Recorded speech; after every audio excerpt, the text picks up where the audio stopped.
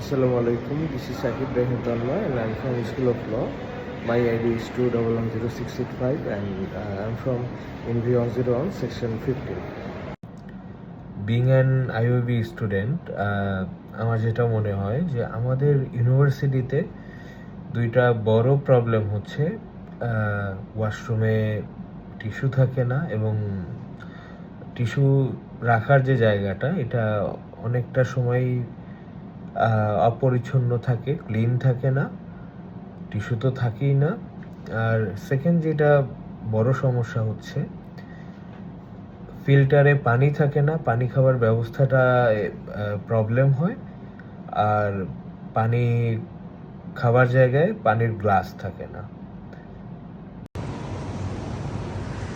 এখন আমি এই মুহূর্তে ডিএমকে 5-এ আছি, আর কোনো পানি নেই ফিল্টারে, কোনো গ্লাস নেই। তো এটা ইউনিভার্সিটির খুবই বড় একটা প্রবলেম, পানি এবং গ্লাসের অভাব। এই প্রতিটা ফ্লোরে পানি খাবার জায়গায় ফিল্টারে যে পানি থাকে না এবং পানি খাবার জন্য গ্লাস থাকে না, তো এটা খুবই বড় একটা সমস্যা। আমার মনে হয় যে ইউনিভার্সিটি অথরিটির উচিত পর্যাপ্ত পরিমাণে গ্লাস দেওয়া এবং পর্যাপ্ত পরিমাণে পরিষ্কার এবং স্বাস্থ্যকর পানি নিশ্চিত করা, যাতে স্টুডেন্টরা পানি ঠিক মতো খেতে পারে এবং কোনো পানিবাহিত রোগ না হয়। এবং এটা উচিত প্রতিটা ফ্লোর অ্যাটেন্ডেন্টের অ্যাটলিস্ট দিনে 3 থেকে 4 বার মনিটর করা যে পানি এবং গ্লাস ঠিকঠাক মতো আছে কিনা এবং পরিষ্কার আছে কিনা। এবং এটা মেনটেন করতে পারলে হয়তো বা এই সমস্যাটার আমরা সমাধান পাবো, এবং এটা খুবই জরুরি। ওয়াশরুমে কোনো টিস্যু নেই এবং খুবই অপরিচ্ছন্ন।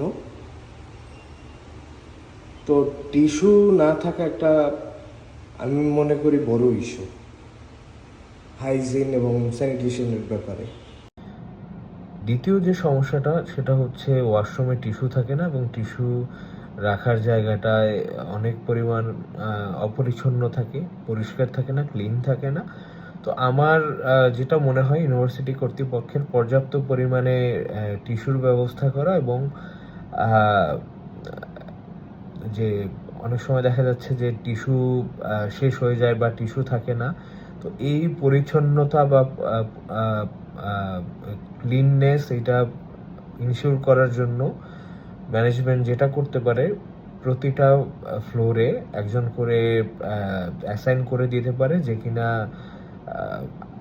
আওয়ারলি বেসিস দেখবে যে ওয়াশরুমে টিস্যু আছে কিনা এবং ওয়াশরুম পরিষ্কার আছে কিনা, পরিচ্ছন্ন আছে কিনা। এটা যদি মনিটরিং করতে পারে তো আমার মনে হয় যে আমরা এই সমস্যাটা থেকেও বের হতে পারবো।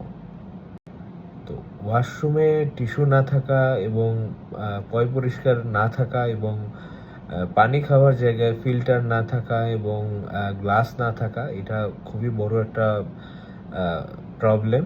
এটা আমাদের ডেইলি লাইফের খুবই ইম্পর্টেন্ট এবং নেসেসারি নিডস।